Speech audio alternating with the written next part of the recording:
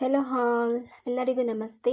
ಇವತ್ತಿನ ರೆಸಿಪಿ ತುಂಬ ಈಸಿಯಾಗಿ ಟೇಸ್ಟಿಯಾಗಿ ಸ್ವಲ್ಪ ಪದಾರ್ಥಗಳಿಂದ ಪಿಜ್ಜಾ ಹೇಗೆ ಮಾಡೋದು ಅಂತ ಈ ವಿಡಿಯೋದಲ್ಲಿ ನೋಡೋಣ. ಮೊದಲಿಗೆ ಒಂದು ಪ್ಲೇಟ್ ಒಳಗಡೆ 1 ಕಪ್ಪಷ್ಟು ಮೈದಾ ಹಿಟ್ಟು, ಒಂದು ಅರ್ಧ ಟೀ ಸ್ಪೂನಷ್ಟು ಸಕ್ಕರೆ, ಸ್ವಲ್ಪ ಅಡಿಗೆ ಸೋಡಾ, ನಂತರ ಒಂದು ಚಿಟಿಕೆಯಷ್ಟು ಉಪ್ಪು, ಒಂದು 50 ಗ್ರಾಮಷ್ಟು ಹುಳಿ ಮೊಸರು. ನಾವು ಚಪಾತಿ ಹಿಟ್ಟು ಕಲಿಸ್ತೀವಲ್ಲ ಅಷ್ಟು ಗಟ್ಟಿ ಅಲ್ಲದೆ ಒಂಚೂರು ತೆಳ್ಳಗೆ ಹಿಟ್ಟನ್ನ ಚೆನ್ನಾಗಿ ಕಲಿಸ್ಕೊಂಡು ನೋಡಿ, ಒಂದು ಅರ್ಧ ಗಂಟೆ ಆದ ತಕ್ಷಣ ಈ ಥರ ಮೇಲೆ ಉಬ್ಬಿರಬೇಕು.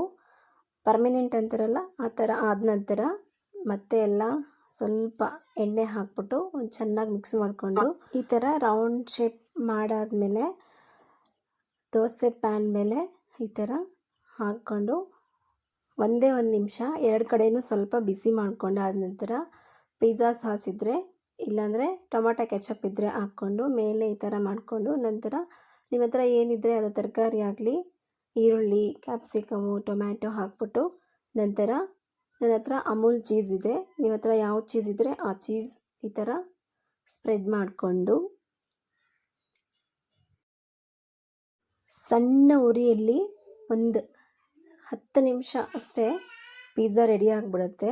10 ನಿಮಿಷ ಆದ ನಂತರ ಲೈಟ್ ಬ್ರೌನ್ ಥರ ಆದರೆ ತಕ್ಷಣ ಸ್ಟವ್ ಆಫ್ ಮಾಡಿಬಿಟ್ಟು ಒಂದು ಪ್ಲೇಟಲ್ಲಿ ಸರ್ವ್ ಮಾಡ್ಕೊಳ್ಳಿ.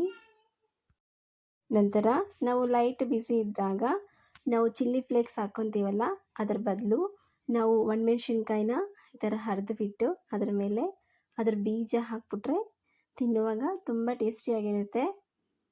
ಇಷ್ಟ ಆಯಿತು ಅಲ್ವಾ? ತಪ್ಪದೆ ಮನೆಯಲ್ಲಿ ಟ್ರೈ ಮಾಡಿ, ಹೇಗೆ ಬಂತು ಅಂತ ಕಮೆಂಟ್ ಸೆಕ್ಷನಲ್ಲಿ ಮೆಸೇಜ್ ಮಾಡಿ.